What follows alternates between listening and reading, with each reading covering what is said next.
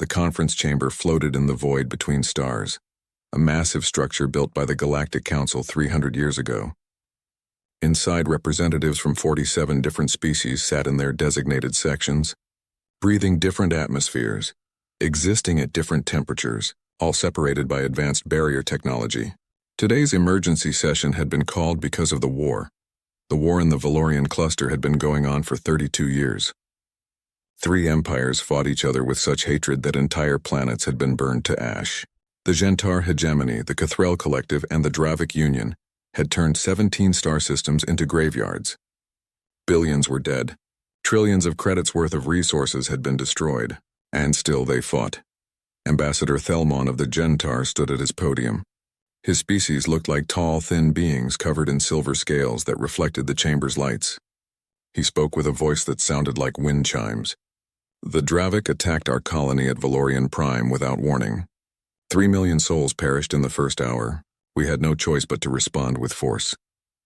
Across the chamber, General Krax of the Dravik Union slammed his massive fist on his podium. The Dravik were huge creatures, built like walking mountains with thick gray skin and 4 powerful arms. Lies. Your spies sabotaged our fuel depot at Korath Station. 800 of our warriors died when the station exploded. You struck first, as you always do.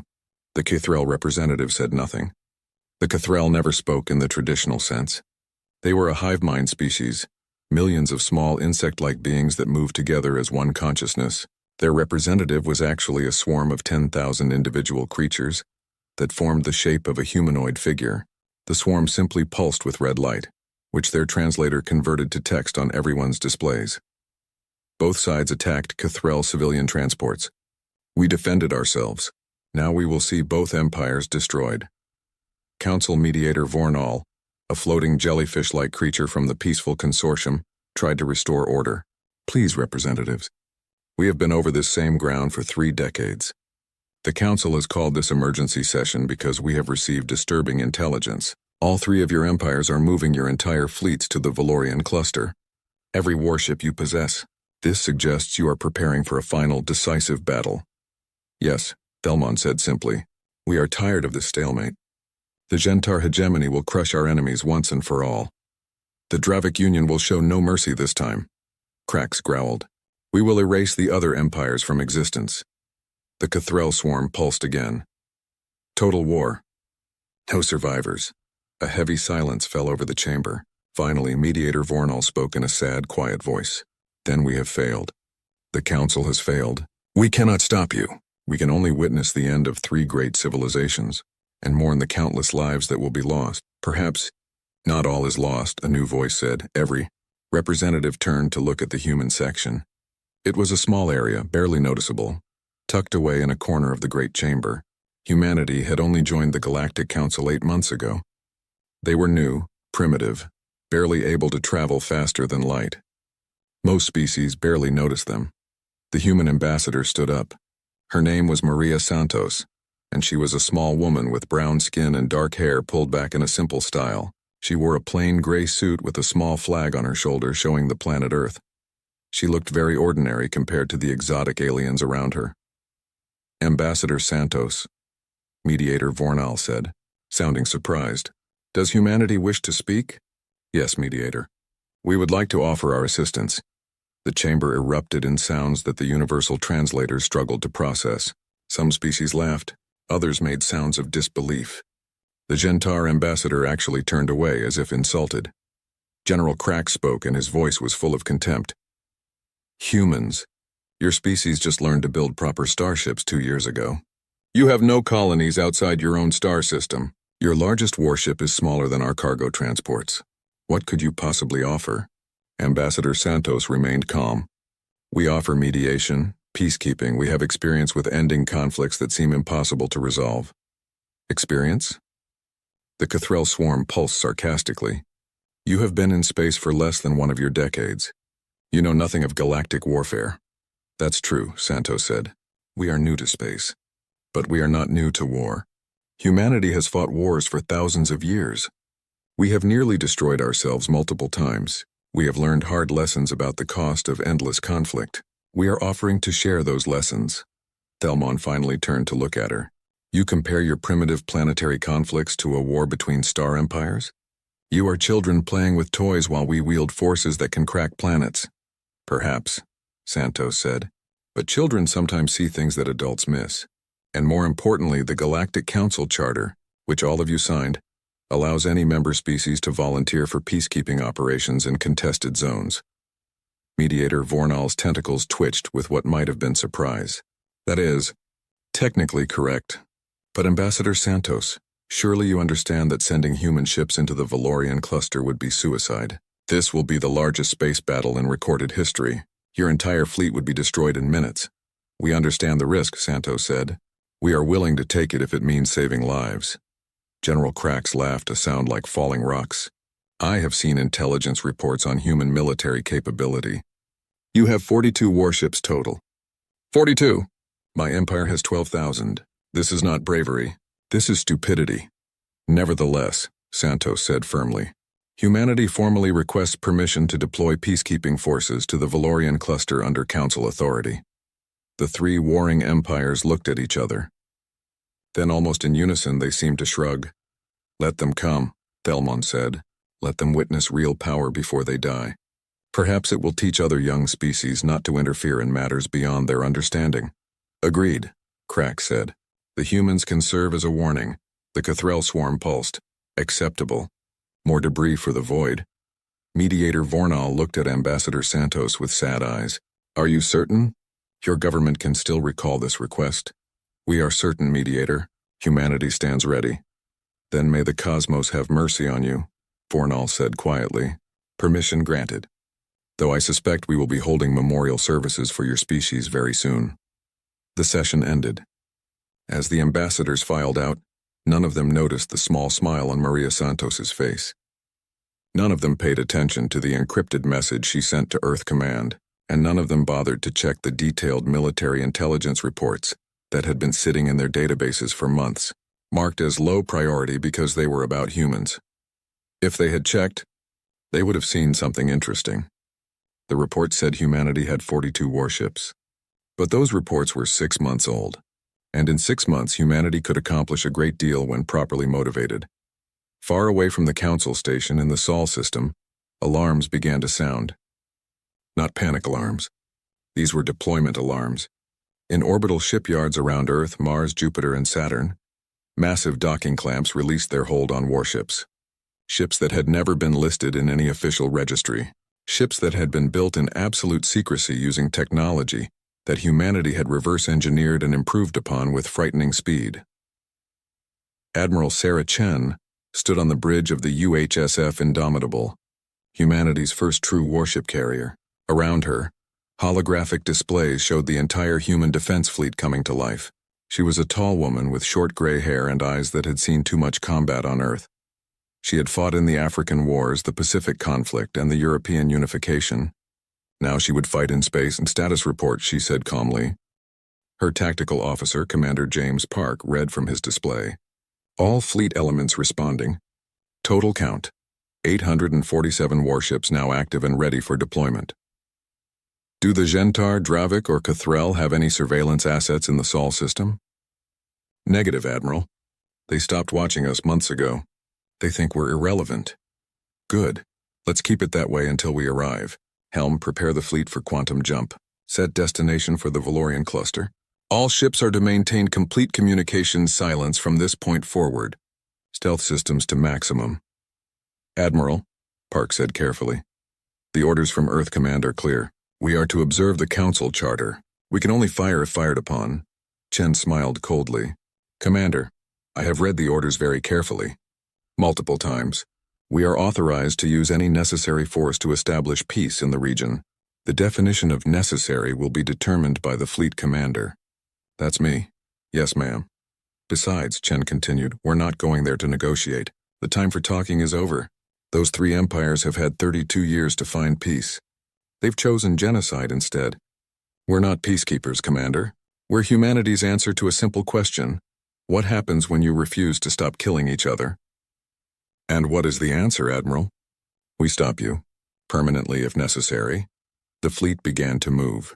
847 warships, each one incorporating technology that would make the three warring empires question everything they thought they knew about physics. Quantum drives that didn't just bend space but temporarily rewrote it. Weapon systems that operated on principles the aliens had never even theorized. Shield technology that humanity had spent the last 6 months perfecting, after studying every available alien design and finding all their weaknesses. In the Valorian cluster, the three great fleets continued to gather. The Gentar brought their elegant cruisers with laser arrays that could slice through moons. The Dravik assembled their fortress ships with armor thick enough to withstand nuclear strikes. The Cathrel swarmed in with millions of small drone fighters, each one controlled by the collective consciousness. None of them knew what was coming. Admiral Chen looked out at the stars as her ship prepared to jump. "How long until we reach the cluster?" "At maximum quantum velocity, 16 hours, Admiral." "Then let's not waste time. All ships initiate jump on my mark. Remember, full stealth when we arrive. I want every sensor array in that cluster to be asking questions. I want those three empires to be confused, off balance, and worried. And then," Park asked, "then we see if they're smart enough to surrender, before we have to show them why humanity survived every war we ever fought. Why we're still here despite trying to destroy ourselves 100 times over. We're going to teach them the most important lesson we ever learned." "What lesson is that?" Admiral Chen's expression was hard as steel. "That there are things worse than losing a war. And one of those things is winning a war against humanity." The fleet jumped. 847 ships vanished from the Sol system in perfect silence, traveling faster than light toward a war zone that was about to discover why every species that had ever threatened humanity on Earth had eventually learned to fear them. The Council thought they were sending lambs to slaughter. They were about to learn they had unleashed wolves instead. The Valorian cluster was a region of space containing 23 star systems, all connected by ancient jump gates built by a civilization long dead. Right now, it was the most dangerous place in the known galaxy. 3 massive fleets occupied different sections of the cluster, each one preparing for a battle that would decide the fate of empires. Supreme Commander Zelthus of the Gentar hegemony stood in his command chamber aboard the flagship Eternal Glory. The ship was 3 kilometers long, covered in reflective silver armor that caught the light of nearby stars. Around it, 2,000 other Gentar vessels maintained perfect formation. Zelthus was old even by his species standards. His scales had turned from silver to gold with age. He had commanded fleets for 60 years. "Status of enemy positions?" he asked his sensor operator. "The Dravik fleet is positioned near the 4th planet of the Valorian system. 1,500 capital ships confirmed. The Cathrel swarm has spread across the asteroid belt. Our analysts estimate 4 million individual drone units." Zelthus nodded slowly. "And they estimate our strength?" "They know we have 2,000 ships, Commander. They are likely confident in their numbers. Let them be confident. Pride comes before destruction. What of those humans the Council mentioned? Have they arrived yet?" The sensor operator made a sound like tinkling bells, which meant amusement. "No, Commander.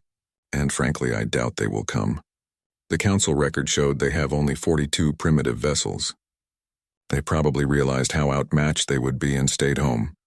Wise of them," Zelthus said. "Begin final preparations. We attack in 6 hours. This war ends today." On the other side of the cluster, General Crack stood in the war room of his flagship, the Unbreakable Mountain. Unlike the elegant Gentar ships, Dravik vessels were brutal and practical. They looked like flying fortresses, all thick armor and massive weapons. Cracks studied the holographic display showing enemy positions. "The Gentar think their numbers give them advantage," he growled to his officers. "They forget that one Dravik warrior is worth 10 of their fragile soldiers. And the Cathrel are just insects. No strategy, no honor. Just mindless swarming." "Sir," his intelligence officer said, "there is one irregularity. The Galactic Council sent a message saying a peacekeeping force would be arriving soon." "Peacekeeping? In the middle of a war?" Cracks laughed. "Who did they send?" "The humans, sir." The entire command room went silent for a moment. Then Cracks laughed even harder. "Humans! Those primitives who just discovered quantum drives. This is the Council's idea of peacekeeping? Sending children to stop a war between empires?" His officers joined in the laughter. "Should we even bother tracking them, sir?" the intelligence officer asked. "No. If they are stupid enough to come here, we will destroy them along with everyone else. Focus all sensors on real threats. Far below the plane of the star system, spread across the vast asteroid belt, the Cathrell Collective maintained its formation. To an outside observer, it looked like chaos. Millions of small drone ships, each no bigger than a car, moving in seemingly random patterns. But to the collective consciousness that controlled them all, it was perfect order. The Cathrell did not have individual commanders. Every drone was connected to every other drone through quantum entanglement. They shared one mind across millions of bodies. Right now, that mind was calculating attack patterns, running millions of simulations preparing for the battle. A small portion of the collective's attention noticed the council message about human peacekeepers. The collective analyzed the threat level. Negligible. Probability of human fleet affecting the outcome of battle, 0.003%. Decision, ignore. The three empires continued their preparations, completely focused on each other. Their sensor nets watched each other carefully, tracking every ship movement, every energy spike, every communication. They were so focused on known threats that they almost missed it when something impossible appeared on their sensors. Almost. It started as small anomalies. Quantum fluctuations at the edge of the cluster that made no sense. Sensor operators on all three sides noticed strange readings that appeared and disappeared too quickly to analyze. At first they assumed it was natural phenomena or sensor glitches. Then the readings got stronger. On the Eternal Glory, the sensor operator suddenly sat up straight. Commander Zelthus, I'm detecting multiple quantum signatures entering the cluster. Unknown origin. Zelthus moved to the sensor station. How many? I'm not sure, sir. The readings are strange. They keep appearing and disappearing. It's almost like something is jumping in and out of normal space, but that's impossible. Our technology can't do that, and neither can the Dravik or Cathrell. Show me. The display lit up with hundreds of blinking dots scattered across a three-dimensional map of the cluster. They appeared in seemingly random locations, stayed for a few seconds, then vanished only to reappear somewhere else.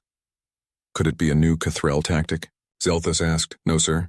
The quantum signatures are completely different. These are much more sophisticated. And, sir, the energy readings are enormous. Whatever these are, they're putting out power levels comparable to our largest dreadnoughts. Zelthus felt a strange sensation, something he hadn't felt in many years. Uncertainty. Contact the Dravik and Cathrell on emergency channels. Ask if they're seeing this too. Aboard the Unbreakable Mountain, General Krax was having the same conversation. What do you mean you can't identify them? Either they're Gentar ships or Cathrell drones. Sir, they're neither, his sensor officer insisted. The technology is completely unknown. And sir, our targeting systems can't lock onto them. They're using some kind of stealth technology that's far beyond anything in our databases. How many are there? Impossible to say, sir. At least several hundred. Possibly more. Several hundred unknown warships just appeared in the middle of our battle zone, and you don't know where they came from. Krax's voice was dangerously quiet. Sir, we're working on it. But whatever they are, they're using technology we've never seen before. Wait, sir, I'm receiving a transmission from the Gentar. They're asking if we're seeing the same thing.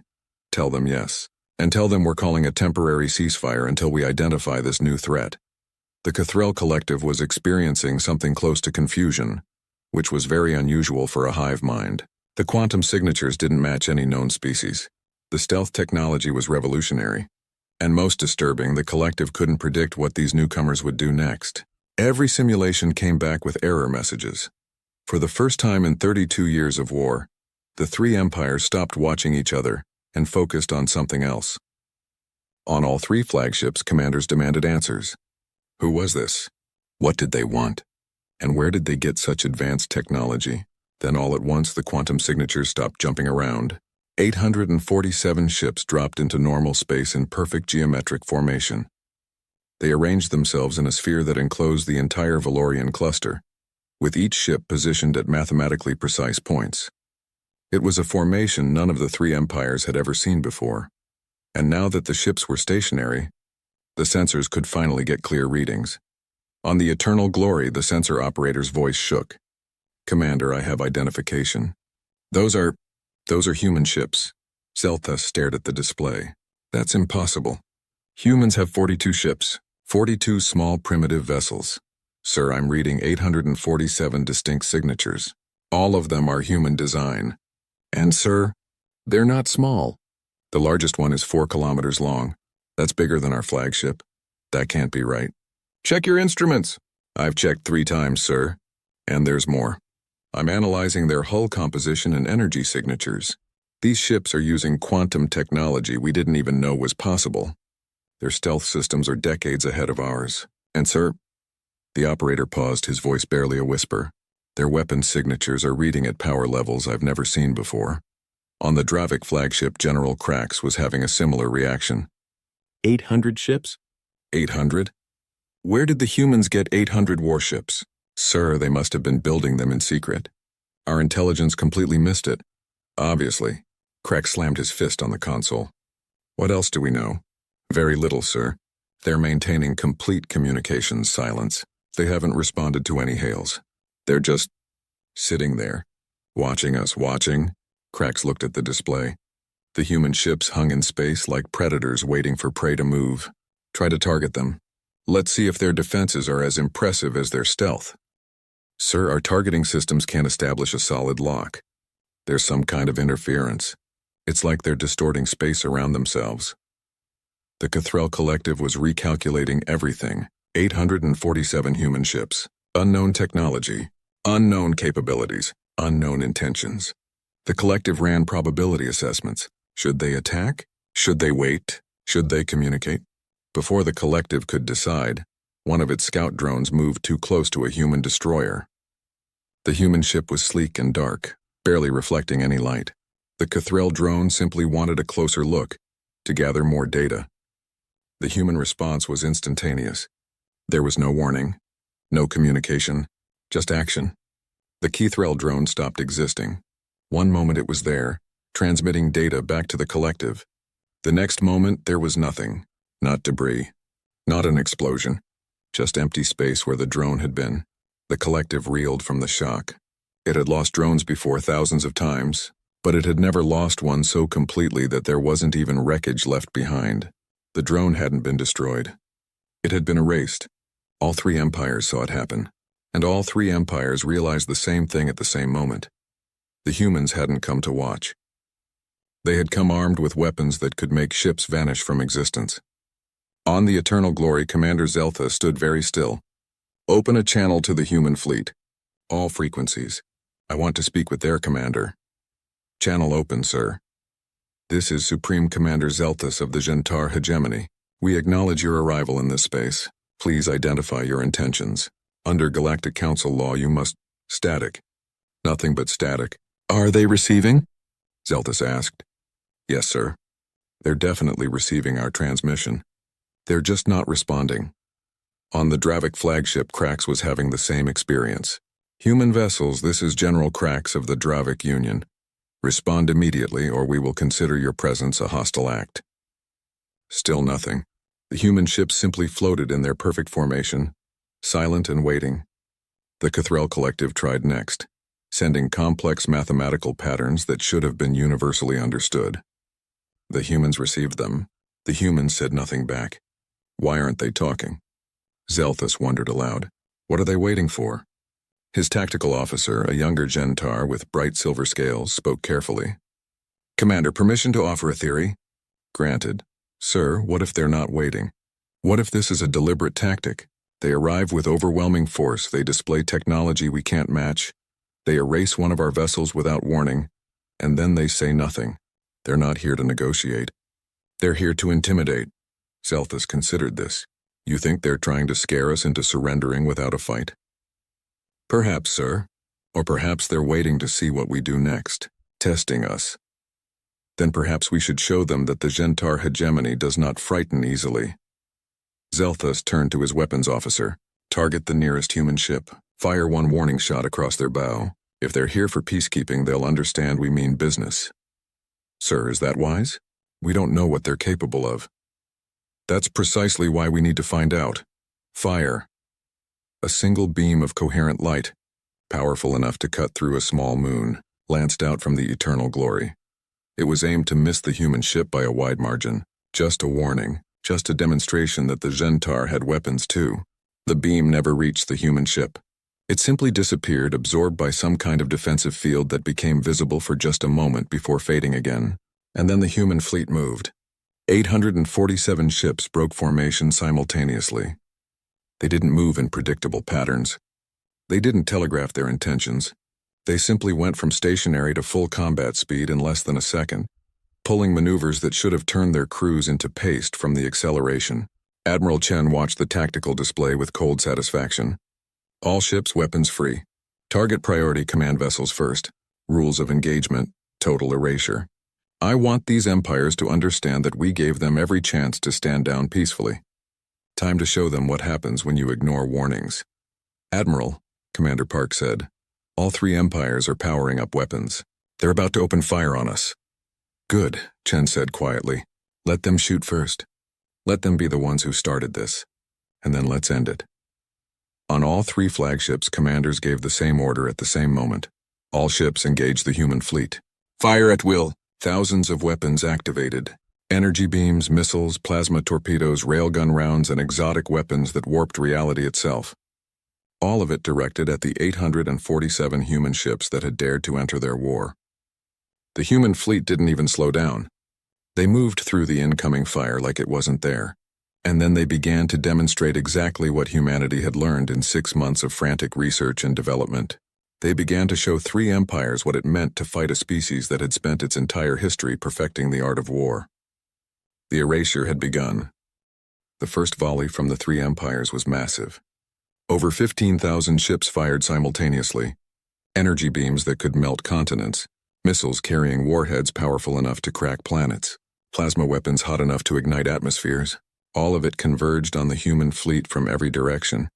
The human ships simply weren't there anymore. They had moved. Not with traditional engines that pushed them through space. They had used quantum displacement technology that allowed them to rewrite their position in space-time. One instant they were in the path of the weapons.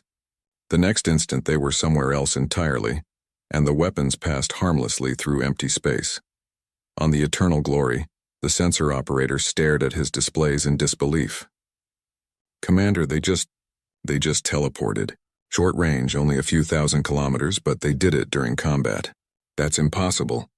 Commander Zelthus said nothing. He was watching the human ships reappear in new positions, and those positions were very specifically chosen. Each human vessel had moved to a spot where it had a clear line of fire at multiple enemy ships. Incoming fire, the tactical officer shouted. The human weapons were nothing like what the three empires used. They didn't fire energy beams or physical projectiles.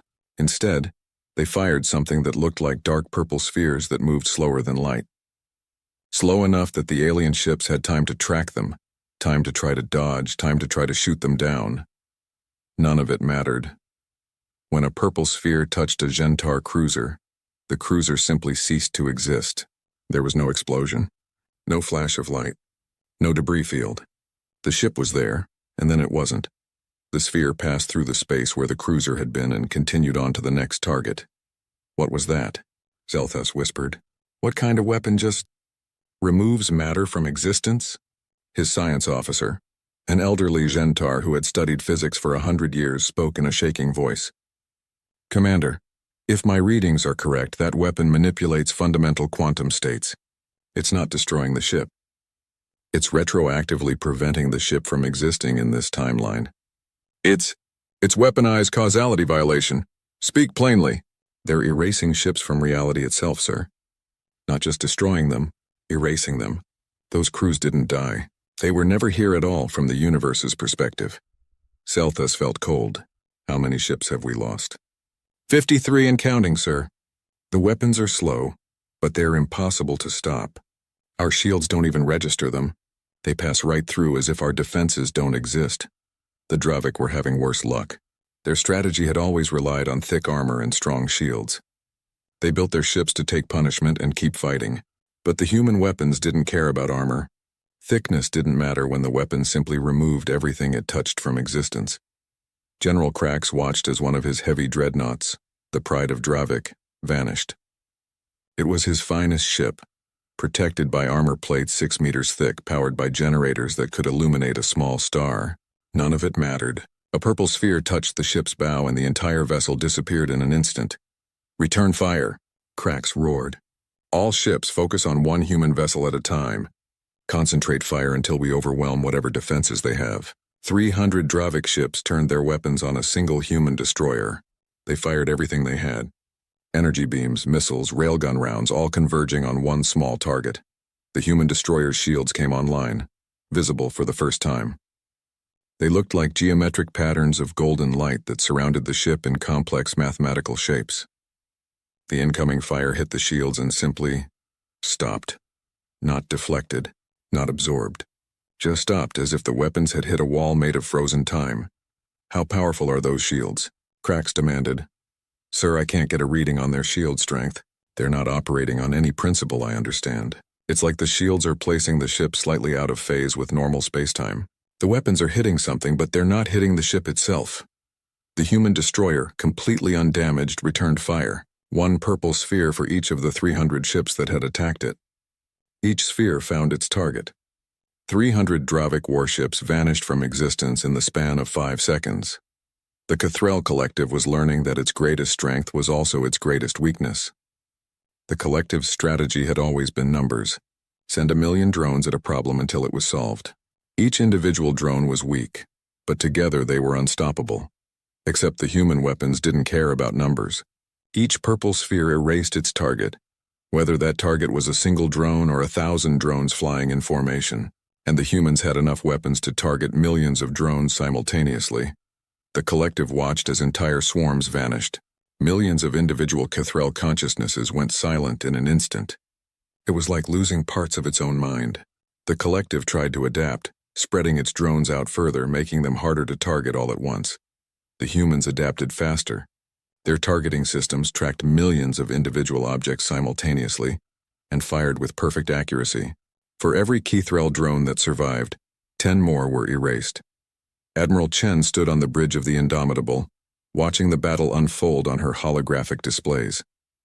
It wasn't really a battle. It was an execution. Around her, her crew worked with calm efficiency, calling out targets and confirming erasures. Gentar losses at 40%, Commander Park reported. Dravik losses at 35%. Cathrel losses at 55% and rising. Time elapsed? Chen asked. 11 minutes since first contact, Admiral. 11 minutes. In 11 minutes, the human fleet had erased over half of the largest military force ever assembled in this region of space. Chen felt no satisfaction. This wasn't glorious. This was necessary, but it wasn't something to celebrate. Any signs of surrender? She asked. No, Admiral. All 3 empires are still firing on us and on each other. The Dravik and Gentar are trying to coordinate their attacks. The Cathrel are attempting to swarm individual human ships. How many ships have we lost? 0, Admiral. No casualties. Shields are holding on all vessels. A few ships report shield strength down to 90%, but nothing critical. Chen nodded. Continue engagement, but slow down our fire rate. I want them to understand what's happening. I want them to count each ship they lose. I want them to realize that we could do this faster if we wanted to. She was right. The human weapons could fire much faster, but Chen had ordered her fleet to space out their shots, 1 purple sphere every 3 seconds from each ship, slow enough that the enemy could watch their fleets disappear piece by piece, fast enough that they couldn't mount an effective defense. It was psychological warfare on a massive scale. On the Eternal Glory, Commander Zelthus was experiencing something he had never felt in 60 years of military service. Despair.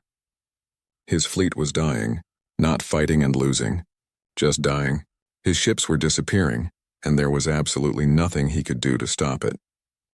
Commander, we've lost over 800 vessels, his tactical officer reported. The young Gentar's scales had lost their shine. Our weapons aren't even scratching their shields. Our ships can't dodge their attacks. Sir, we need to withdraw. Withdraw where? Zelthus asked quietly. They have us surrounded. They're faster than us. They can apparently teleport short distances. Where exactly would we withdraw to?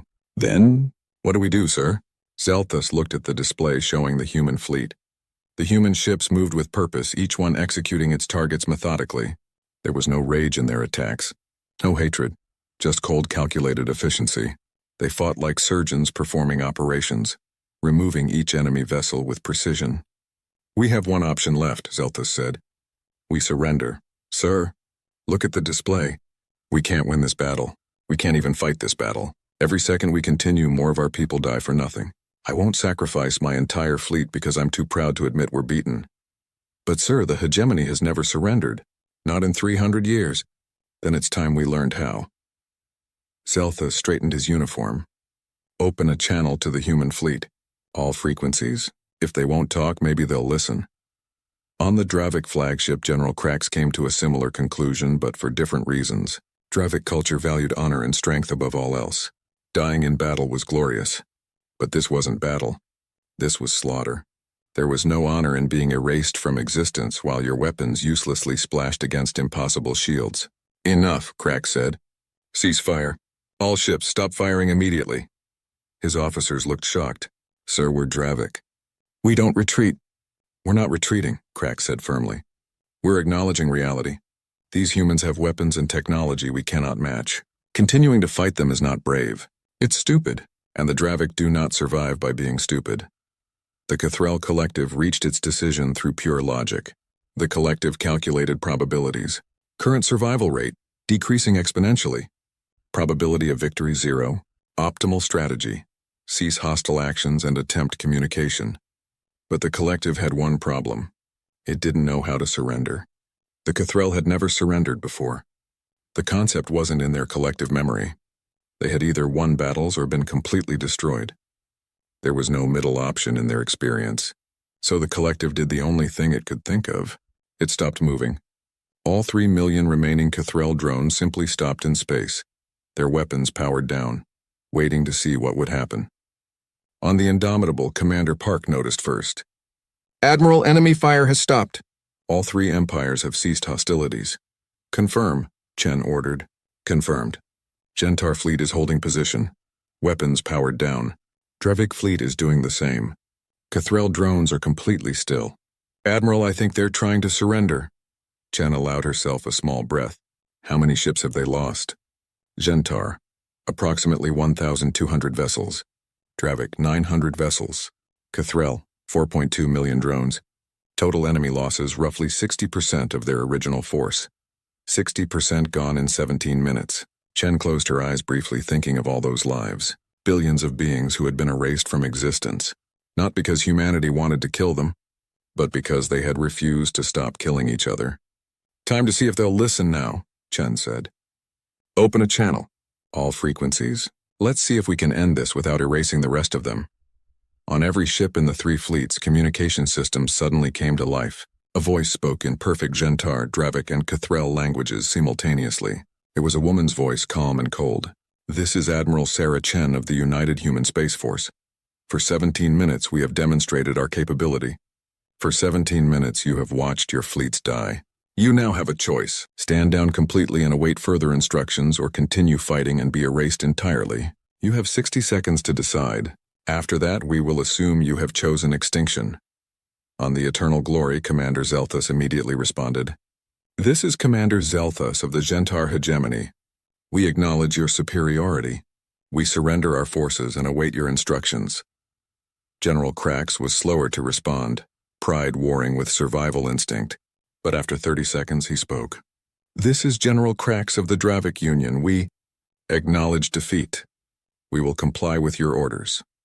The Cathrel collective sent a simple mathematical sequence that translated to understood. Awaiting instructions. Will comply. Admiral Chen looked at her chronometer. 45 seconds had passed. All 3 empires had responded. They had chosen survival over pride. All human ships, cease fire, Chen ordered. Maintain combat readiness, but do not engage unless fired upon. Looks like they're ready to talk now. Commander Park was looking at the casualty estimates on his screen. Admiral, we've just erased a significant portion of 3 major galactic civilizations. The Council is going to have questions. Let them ask, Chen said. We came here under Council authority to establish peace. We've established it. The fact that we had to erase thousands of ships to do it is a testament to how badly these empires needed to be stopped. What happens now? Now, Chen said, we deliver the message. The one that Earth Command wants these empires to hear. The one that every warlike species in the galaxy needs to understand. She paused, looking at the 3 defeated fleets on her display. 3 proud empires brought low in less than 20 minutes. Now we teach them what humanity learned the hard way. That there are worse things than losing. that endless war destroys everyone it touches, and that there will always be someone stronger, someone willing to do what's necessary to stop the killing. Chen sat down in her command chair. Prepare a message for transmission. It's time to explain to these three empires exactly why humanity came all this way to interfere in their war, and it's time to explain what happens next. In the silence of space, surrounded by the ghost echoes of thousands of vanished ships, the human fleet waited. They had demonstrated their power. Now they would demonstrate their purpose, and three empires would learn that humanity had not come to conquer them. They had come to save them from themselves. Admiral Chen stood alone in her ready room, looking at the star map displayed on her wall. The Valorian cluster glowed with markers showing the positions of three defeated fleets. She had been preparing this speech in her mind for weeks, ever since Earth Command had given her this mission. Now it was time to deliver it. She touched the communication panel. This is Admiral Chen to all vessels in the Valorian cluster. What I am about to tell you will be transmitted simultaneously to your command ships and to the Galactic Council. This message will be recorded and added to permanent records. I want there to be no misunderstanding about what has happened here today and what will happen next. Chen paused, gathering her thoughts. Across the cluster, millions of beings listened. On the Eternal Glory, Commander Zeltha stood at attention despite being alone in his command chamber. On the Unbreakable Mountain, General Crack sat in his war room, his forearms folded, his expression unreadable. The Cathrell Collective focused a significant portion of its consciousness on receiving and analyzing every word. For 32 years, Chen began, the Gentar hegemony, the Dravik Union, and the Cathrell Collective have been at war in this region of space. In that time, you have destroyed 17 star systems. You have rendered 12 planets completely uninhabitable. You have killed over 50 billion sentient beings, the majority of them civilians who had nothing to do with your conflict. She let that number sink in. 50 billion. More than the entire population of Earth. The Galactic Council has tried to mediate. They sent diplomats. They passed resolutions. They begged you to stop. You ignored them all. Every attempt at peace was rejected. Every ceasefire lasted only days before someone broke it. You were so committed to destroying each other that you couldn't see you were destroying yourselves in the process. On the Eternal Glory, Zelthus felt something like shame. It was true. The Council had tried. His own government had rejected 4 separate peace proposals. Each time they had claimed the terms were unacceptable. Each time they had insisted on military victory instead. Chen continued. 8 months ago, humanity joined the Galactic Council. We are new to space. We are primitive by your standards. We have technology you consider crude. When we asked to help mediate this conflict, you laughed at us. You called us children. You said we knew nothing of galactic warfare. A long pause. You were wrong. Chen's voice grew harder. Humanity knows war. We know it better than any species in this galaxy. For thousands of years, we fought each other on our homeworld.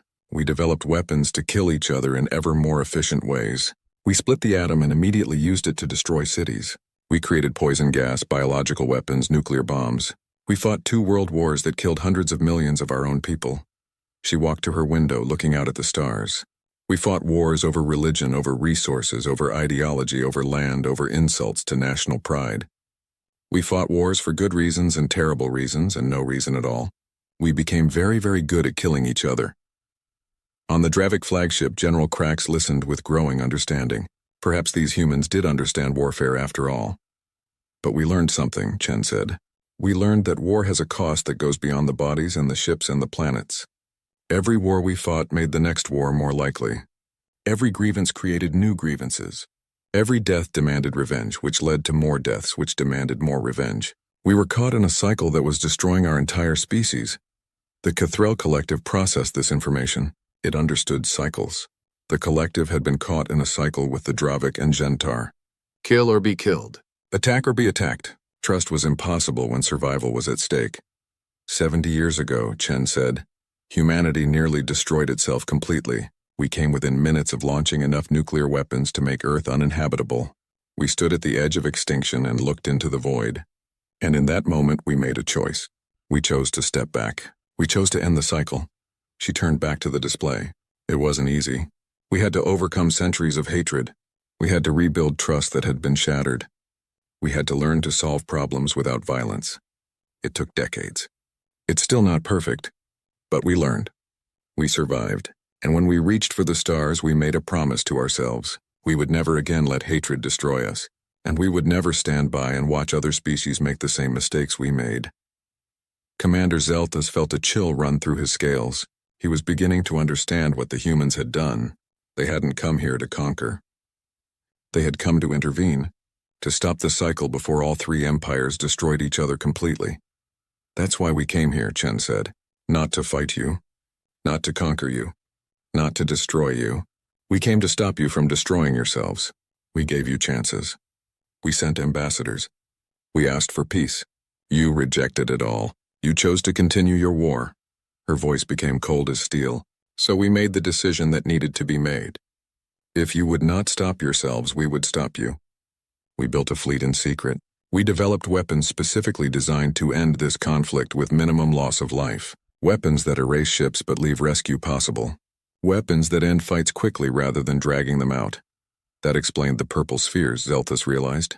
The humans could have used weapons that destroyed ships with massive explosions. Instead, they used weapons that simply removed ships from existence. Clean, efficient, no debris to create secondary casualties. It was horrifyingly merciful. In 17 minutes, Chen said, we erased 60% of your combined fleets. We did this not because we enjoyed it. Not because we wanted to prove we were stronger. We did it because you gave us no choice, and we did it to teach you a lesson that humanity learned at terrible cost. She paused, and when she spoke again, her voice was almost gentle. The lesson is this: there is always someone stronger. There is always a bigger threat. If you spend all your time fighting each other, you will not survive. Unity is not weakness. Cooperation is not surrender. Peace is not defeat. These are the hardest lessons to learn, especially for proud warrior cultures. But they are true. General Krax found himself nodding slowly. The Dravik prided themselves on strength. They believed that the strongest survived. But the humans had just proven they were stronger, and yet they had stopped fighting as soon as the three empires surrendered. True strength, perhaps, was knowing when not to fight. Here are your new orders, Chen said, and now her voice carried absolute authority. All three fleets will immediately withdraw to your home systems. All hostilities will cease permanently. All three empires will begin negotiations for a permanent peace treaty. These negotiations will be mediated by human observers and Galactic Council representatives. She brought up a new display showing the 17 destroyed star systems. All three empires will contribute resources to rebuild what you have destroyed. The planets you made uninhabitable will be restored. The civilians you displaced will be returned to their homes. The species you have nearly driven to extinction will be protected and allowed to recover. Zeltas wanted to object. The cost would be enormous. It would take centuries. It would strain the hegemony's resources to the breaking point. But he looked at the human ships still surrounding his fleet and said nothing. You will also submit to war crimes tribunals, Chen continued. Individuals responsible for ordering attacks on civilian populations will be held accountable. This is not negotiable. Justice will be served. The Cathrel Collective sent a query. What if we refuse these terms? Chen's response was immediate. Then we will erase the rest of your fleets and we will blockade your home systems until you comply. We have proven we can do this. Do not test our resolve. The collective calculated probabilities and found that the human admiral was not bluffing. The humans had demonstrated both the capability and the will to enforce their demands. Compliance was the only logical option. There is one more thing you need to understand, Chen said. What humanity has done here today, we will do anywhere in this galaxy that we find endless war destroying innocent lives. We are establishing a new doctrine. We call it Never Again. She pulled up historical records from Earth. Images of devastated cities, mushroom clouds, mass graves, refugees fleeing burning homes. This is what war did to humanity. This is what war is doing to your empires. Never again will we allow this to happen without intervention. Not on Earth, not on your worlds, not anywhere. On ships across the cluster, crews watched the images from Earth's history. Many were shocked. The humans had done this to themselves, and they had survived. And now they were trying to prevent other species from making the same mistakes? You may hate us for what we did today, Chen said. You may resent being forced to stop fighting. You may think we had no right to interfere, but understand this: in 17 minutes we saved more lives than we took. If your war had continued for even one more day, casualties would have exceeded what happened here today. If it had continued for a month, millions more would have died. We ended it now, quickly and decisively, to prevent even greater loss. She looked directly into the camera, knowing that somewhere, the leaders of 3 empires were watching. History will judge whether we did the right thing, but we will not apologize for choosing to act instead of standing by while billions more died. We will not apologize for having the strength to do what was necessary, and we will not apologize for demanding that you be better than your worst instincts. There was a long silence. Then Chen said, "However, humanity is not interested in domination. We are not here to rule you. We are here to help you rebuild." As of this moment, humanitarian ships are preparing to enter the Valorian cluster. They carry medical supplies, food, construction materials, and rescue equipment.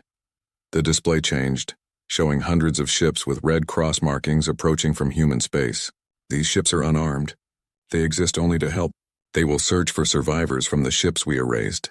They will provide aid to wounded soldiers. They will begin the work of cleaning up the devastation this war created. Zeltha stared at the screen in disbelief. The humans had just destroyed his fleet, and now they were sending rescue ships?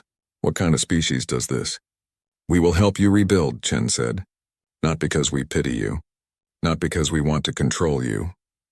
But because this is what civilized species do. They help each other. They lift each other up. They recognize that we are all sharing this galaxy, and what happens to one species affects all species." She straightened in her uniform. "You have 48 hours to begin your withdrawal.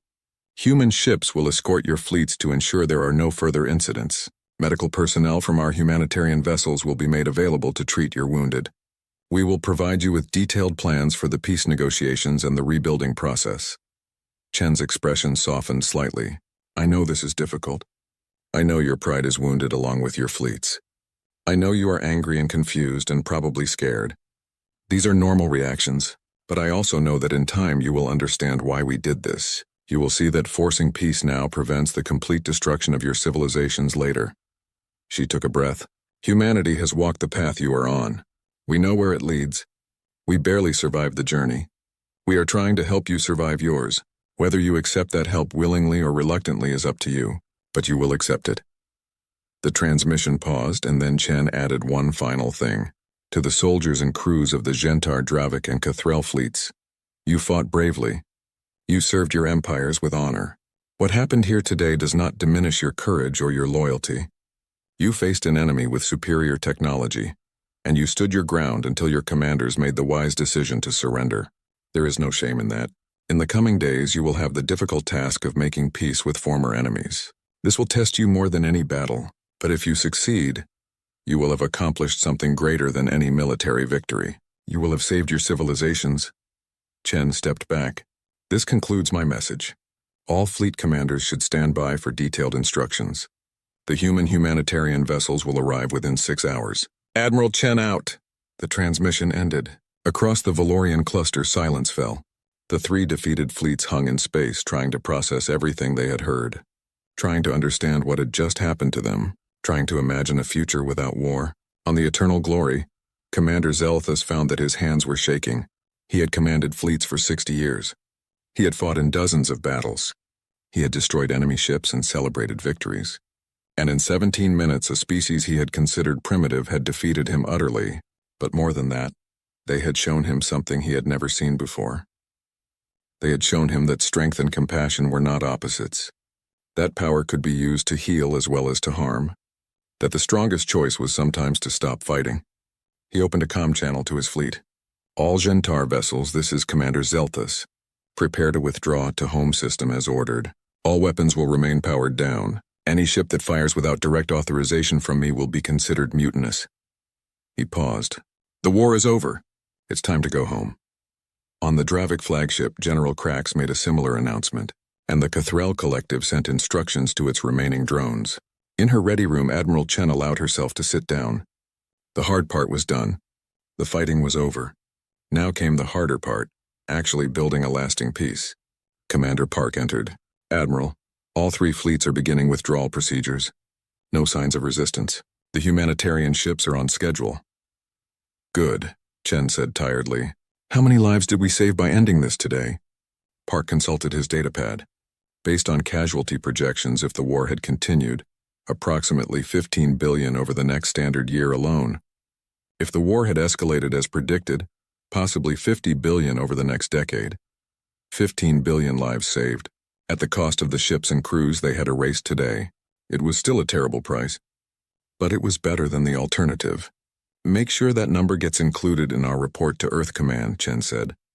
I want history to remember why we did this, not just what we did. Yes, Admiral. Chen looked out at the stars again. Somewhere out there, other wars were probably starting.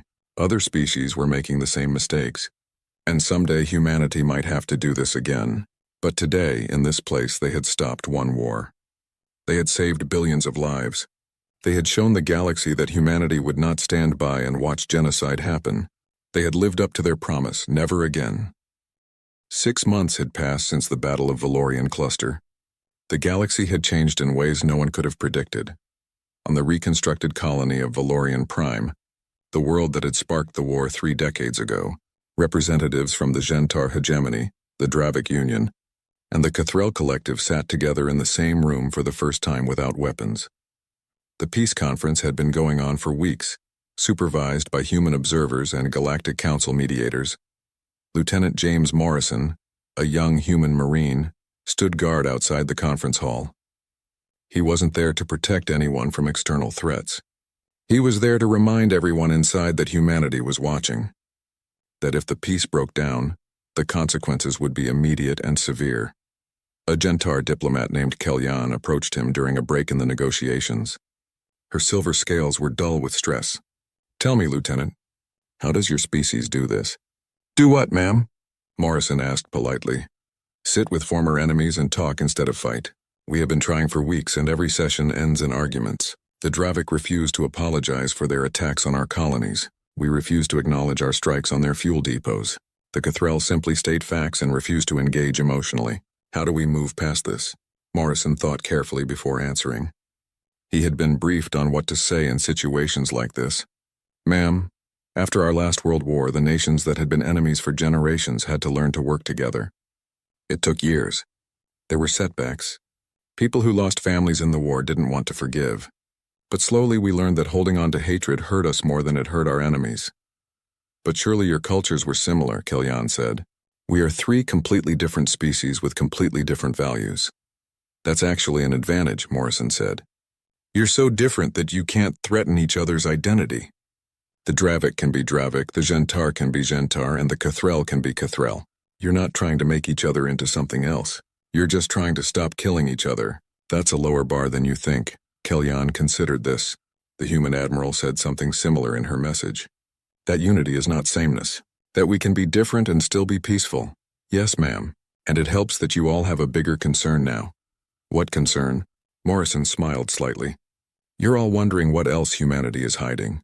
If we could build 800 advanced warships in secret, what else can we do? That question is probably keeping your leaders up at night. Kellyanne's scales rippled with what might have been amusement. You are not wrong, Lieutenant.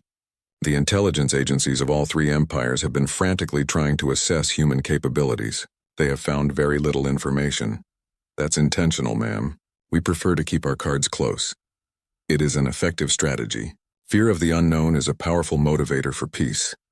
Kellyanne started to return to the conference, then paused. Lieutenant, may I ask you something personal? Of course. Do you believe we can really make this peace permanent? Or will we eventually return to fighting each other? Morrison met her eyes. Ma'am, I believe that any species smart enough to build starships is smart enough to learn not to destroy each other. Whether you actually do it or not, that's up to you. We can enforce peace for now, but eventually you'll have to want it for yourselves. After she left, Morrison's partner, Sergeant Maria Okonkwo, stepped out from the building. You're getting good at the diplomat talk, she said. I hate it, Morrison admitted. I'm a Marine. I should be breaking things, not having philosophical conversations. Welcome to the new galaxy, Okonkwo said, where Marines guard peace talks instead of fighting battles. Is this what we're going to be doing from now on? Playing peacekeepers across the galaxy? Okonkwo shrugged. Admiral Chen thinks so. She gave an interview last week. said that humanity's role in the galactic community is to be the civilization that remembers what war costs, the ones who step in when things get out of hand. That's a heavy burden. It is, but someone has to do it. Far away on the Galactic Council station, Ambassador Maria Santos sat in her office reviewing reports. The political situation in the galaxy had shifted dramatically. The three former warring empires were now focused on rebuilding and on watching humanity with wary respect. Other species that had previously dismissed Earth were suddenly very interested in establishing diplomatic relations. Her assistant, a young man named David Chen, entered with another stack of data pads. Ambassador, you have 17 more requests for meetings. Everyone wants to know about our military capabilities. Tell them what we always tell them, Santos said, that humanity prefers peace but is prepared for war, that we have no territorial ambitions but will defend our interests, that we welcome cooperation but will not tolerate aggression. They want specifics. They want to know how many ships we have, what weapons we use, how we developed our technology so quickly, and we will continue to smile politely and tell them nothing. Santos set down the report she was reading. David, what's the current status of the lesser conflicts in the galaxy? The ones that aren't big enough for the Council to intervene in? David pulled up a star map. There are currently 43 ongoing military conflicts across Council space. Most are border disputes or resource conflicts. Nothing on the scale of the Valorian War, but they're still killing millions. Have any of them shown signs of resolving since we ended the Valorian conflict? Actually, yes. 8 conflicts have entered ceasefire negotiations in the last month. 4 have signed preliminary peace agreements. Ambassador, they're scared of us. They're worried we'll do to them what we did to the Gentar, Dravik, and Cathrel. Santos allowed herself a small smile. Good. Fear can be a useful tool if applied correctly. We don't actually want to have to intervene everywhere. We just want species to think we might. So we're bluffing? Not entirely. If necessary, we absolutely will intervene. But it's much better if conflicts resolve themselves because the participants are worried about humanity showing up. David looked uncomfortable. Ambassador, some council members are calling us bullies. They say we enforced our will through superior violence, that we're no better than the empires we stopped. Santos's expression hardened. Those council members stood by and watched 50 billion beings die over 32 years. They wrote strongly worded resolutions and made speeches about peace while planets burned. We ended the war in 17 minutes. Tell me, David, who has the moral high ground here? I know, ma'am. It's just some of the things I've read in the reports, the way we erased those ships. The crew's just gone, like they never existed. I know, Santos said more gently. It's horrific. War is always horrific. But what would have been more moral? Letting the war continue for another decade? Watching billions more die while we wrung our hands and claimed we couldn't intervene? Sometimes there are no good choices, only less terrible ones. She stood and walked to her window, looking out at the stars. Earth Command gave Admiral Chen specific orders. End the war with minimal casualties to our forces and to civilians. She accomplished that objective. Yes, we erased thousands of military vessels, but we saved billions of civilian lives, and we sent a message to every aggressive species in the galaxy. Humanity will not tolerate genocide. Do you think they'll test us? David asked. Do you think someone will start a war just to see if we'll really intervene again?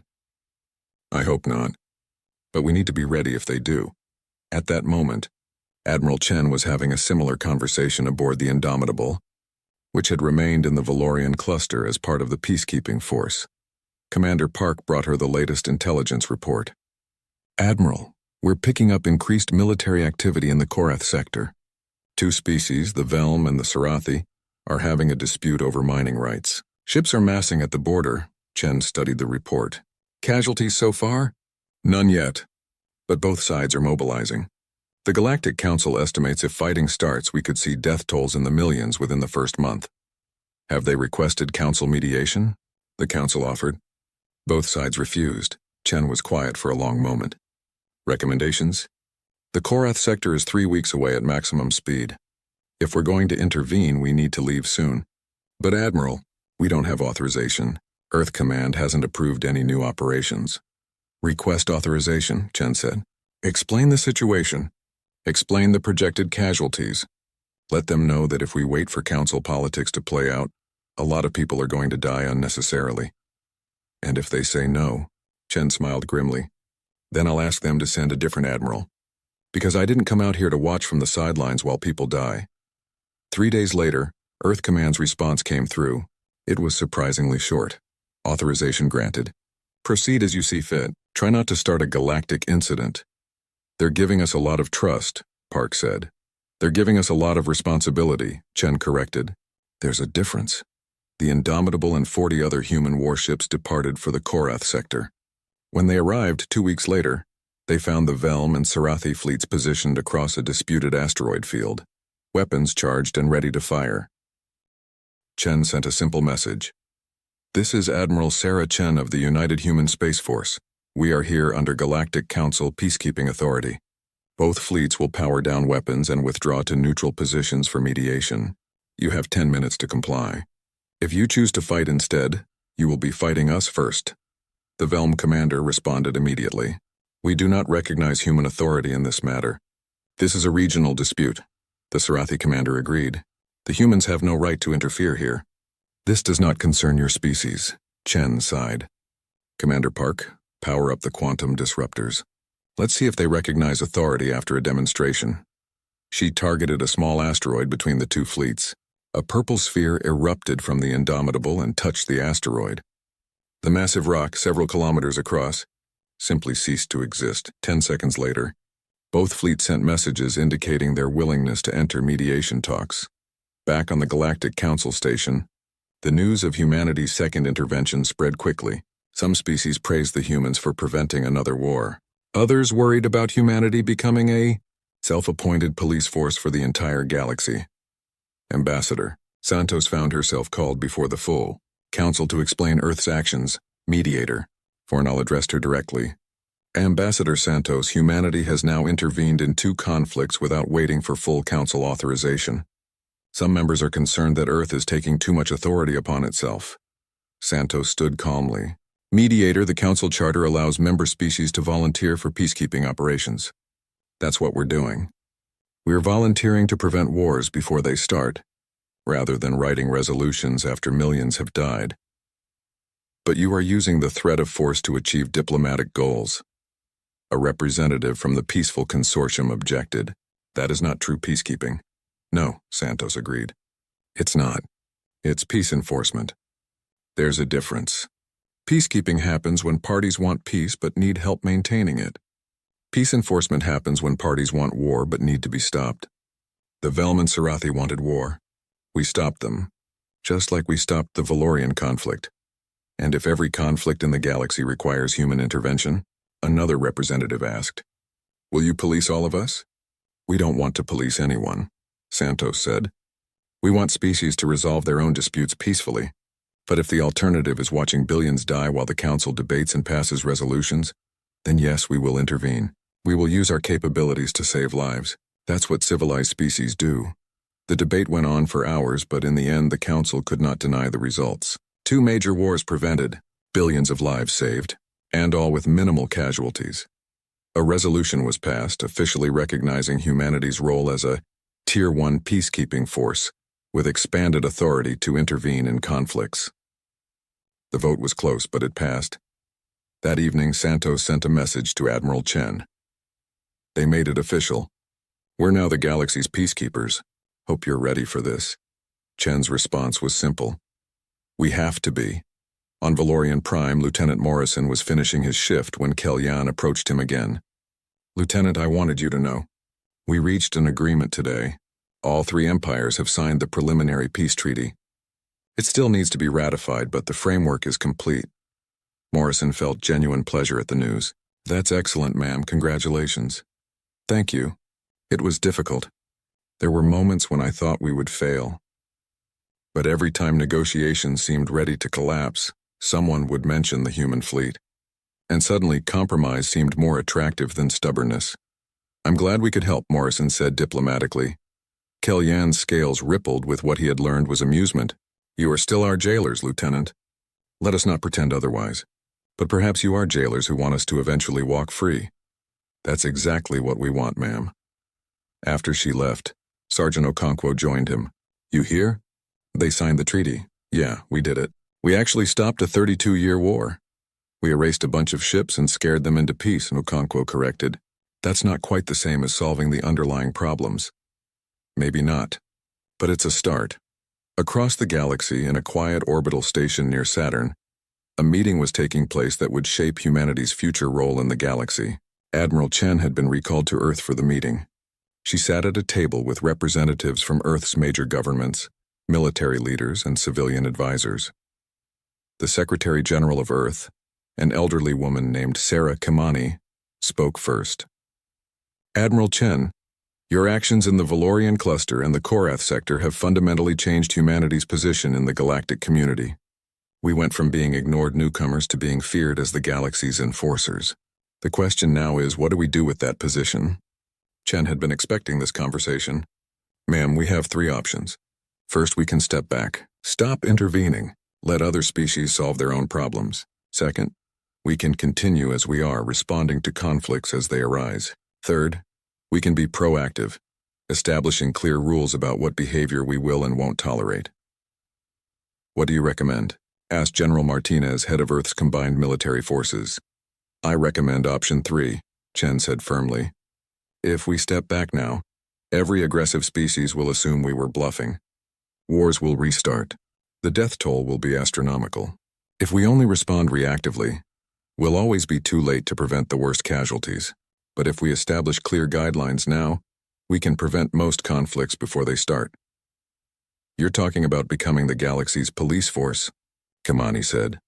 I'm talking about being what the Galactic Council should have been but wasn't, Chen replied. A force that actually enforces peace rather than just talking about it. A civilian advisor named Dr. Rachel Foster spoke up. Admiral, there's a concern that this path leads to imperialism. Today we're stopping genocidal wars. Tomorrow, are we telling species how to govern themselves? Where does it end? Chen had thought about this question many times. It ends with clear limits. We intervene only in cases of mass casualties, genocide, or wars that threaten galactic stability. We don't interfere in internal politics unless they involve mass murder. We don't impose our values or our systems. We simply enforce one rule. You cannot commit genocide. Everything else is up to individual species. And if a species decides to test us? Martinez asked. If someone deliberately starts a war to see if we'll really fight, then we demonstrate again that we're not bluffing, Chen said coldly. We erase their military capability and force them to the negotiating table, just like we did twice already. Kimani looked around the table. This is a heavy burden we're considering. We're talking about making humanity responsible for maintaining peace across thousands of light years. We're talking about potentially fighting wars on multiple fronts. Can we even sustain this? We have to, Chen said, because no one else will. The Galactic Council has proven they can't stop major conflicts. Individual species only care about their own interests. Someone has to be willing to step up and say no more. That someone is us. Why us? Dr. Foster asked. Why does it have to be humanity? Chen smiled sadly. Because we're the only species in this galaxy that nearly destroyed itself and learned from it. Every other advanced species either avoided self-destruction or didn't survive it. We're unique. We have perspective that comes from experience. We know what happens when you let wars continue too long. We've seen the cost of inaction, and we have the technology and the will to do something about it. The debate continued for hours, but in the end the decision was made. Humanity would embrace its role as the galaxy's peacekeepers, not conquerors, not rulers, but enforcers of one simple principle: never again. 3 months later, Admiral Chen stood once again on the bridge of the Indomitable. The ship was orbiting a newly constructed station in neutral space. The station would serve as humanity's forward operating base for peacekeeping operations. Commander Park approached with a report. Admiral, we're receiving signals from multiple conflicts across the galaxy. The Council has forwarded 7 requests for intervention. 7? Chen raised an eyebrow. That's more than usual. Yes, ma'am. It seems word has spread that we're actively looking to prevent wars. Species in conflict are actually asking for our help now, rather than us having to force our way in. Chen felt a small sense of satisfaction. That's progress. Which conflicts are most urgent? The Draken and Silvari have been fighting over a border world for 5 years. Casualties are in the low millions. The crystalline collective and the methane breathers are having resource disputes that could turn violent. And there's a civil war on Tarkos Prime that's threatening to go genocidal. Prepare 3 task forces, Chen ordered. We'll split our fleet to address multiple situations simultaneously. Send our most experienced diplomats with each group. Let's see if we can resolve these without firing a shot. And if diplomacy fails, then we do what we do best. We demonstrate that continued violence is not an option. Over the following weeks, human task forces deployed across the galaxy. Not all conflicts were resolved peacefully. Twice, human ships had to fire their quantum disruptors to convince stubborn commanders that peace was not optional. But more often, the mere presence of human vessels was enough to bring warring parties to the negotiating table. The galaxy was learning a new reality. Humanity was watching. Humanity would intervene, and humanity could not be defeated through conventional warfare. On Earth, in a small apartment in São Paulo, a young girl named Anna Chen sat with her grandfather, watching the news. Her grandfather was retired Admiral Marcus Chen, Sarah Chen's uncle, who had commanded Earth's defense forces during the Unification Wars. "Grandpa," Anna asked, "why did Aunt Sarah have to go to space and fight aliens?" Marcus considered how to explain it to a 7-year-old. "Because someone had to stop them from hurting each other, Anna. And your aunt is very good at stopping people from hurting each other." "But isn't fighting bad?" "Fighting is bad," Marcus agreed. "But sometimes you have to fight to make people stop fighting. It's confusing, I know. But imagine if someone at school was bullying other kids and they wouldn't stop even when the teachers asked them to. Eventually, someone stronger has to step in and make them stop. Is that what Aunt Sarah does? She makes the aliens stop being bullies?" "Yes, that's exactly what she does." Anna thought about this. "When I grow up, I want to be like Aunt Sarah. I want to stop bullies too." Marcus hugged his granddaughter. "Then you'll have to be very brave, and very smart, and very strong, because stopping bullies is hard work." "I can do it," Anna said with the confidence of childhood. "If Aunt Sarah can, so can I." Marcus smiled, but inside he felt a chill. A new generation was growing up thinking of space not as a frontier to explore, but as a place that needed protection, thinking of military service not as defending Earth, but as defending the entire galaxy. The burden humanity had taken on would be carried by generations yet unborn. Back on the Indomitable, Admiral Chen received a message from the Galactic Council. It was from Mediator Vornal himself. "Admiral Chen, I wanted to personally acknowledge what humanity has accomplished. In 6 months, you have prevented 12 major conflicts and ended 2 ongoing wars. You have saved an estimated 20 billion lives. The Council's official position is gratitude, though some members remain concerned about your methods." Chen sent a reply. "Mediator Vornal, I appreciate the acknowledgement. I want you to know that humanity does not enjoy this role. We would much prefer that species resolve their differences peacefully without our intervention. But until that happens, we will continue to do what's necessary." Vornal's response came an hour later. "I believe you, Admiral.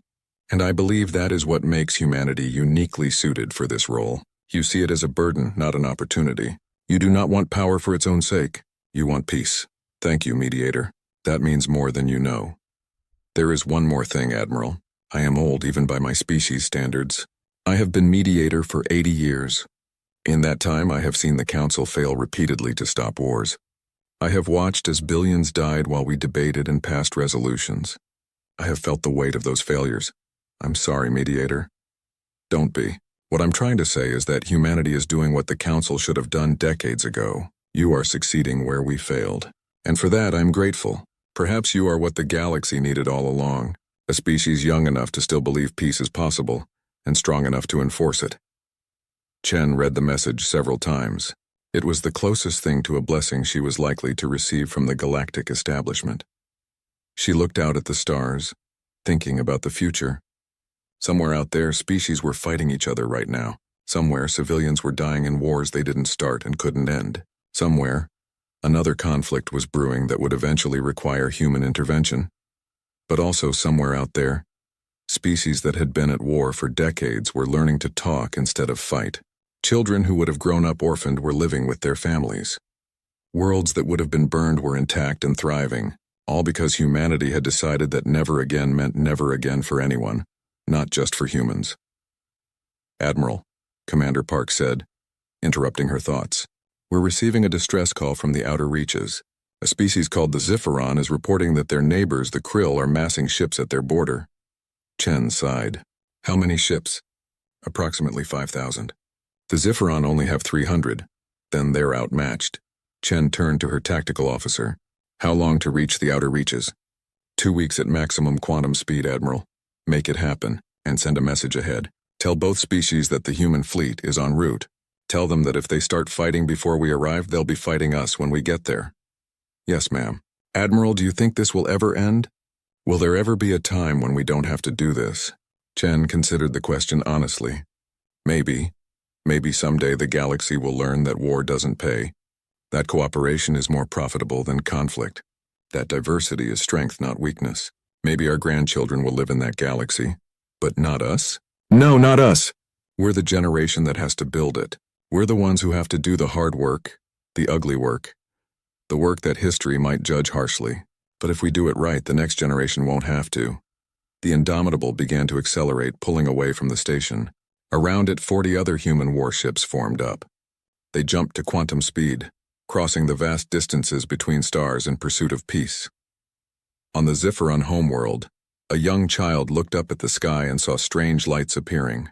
Ships unlike anything in their database, ships that moved with impossible grace and radiated immense power. The Zipheron defense minister received a message in perfect Zipheron language. This is Admiral Sarah Chen of the United Human Space Force. We have received your distress call. We are here to help. Please stand by. And on the Krill flagship, a commander who had been planning to launch an invasion received a different message. This is Admiral Sarah Chen. If you attack the Zipheron, you attack us. Choose wisely. The Krill fleet stopped advancing. They had heard the stories about humans, about ships that erased other ships from existence, about technology that made mockery of conventional warfare, about a species that would cross the galaxy to stop a fight between strangers. The invasion was called off. Negotiations began. And across the galaxy, on thousands of worlds, beings looked up at the stars and knew that somewhere out there, humanity was watching. Ready to intervene, ready to stop the next war before it could begin. It was not the galaxy anyone had expected. It was not the future anyone had planned. But it was a future where genocide was no longer tolerated, where endless wars could be ended, where the strong could be stopped and the weak could be protected. It was a future that humanity had bought with superior technology and the willingness to use it. A future enforced by quantum disruptors and backed by an iron will. But most importantly, it was a future where the words, "never again," meant something real. Where the cycle of violence that had plagued civilizations for millennia could finally be broken. Admiral Sarah Chen stood on the bridge of her ship, watching the stars stream past as they rushed toward another conflict, another intervention, another chance to save lives. She didn't know if history would remember her as a hero or a tyrant. She didn't know if humanity's methods would be vindicated or condemned. But she knew one thing with absolute certainty. Every being whose life was saved, every child who grew up without war, every civilization that learned to resolve differences peacefully, made the burden worth carrying. The human fleet entered the Zipheron system, silent, unstoppable, ready to erase violence itself if necessary, and the galaxy took notice.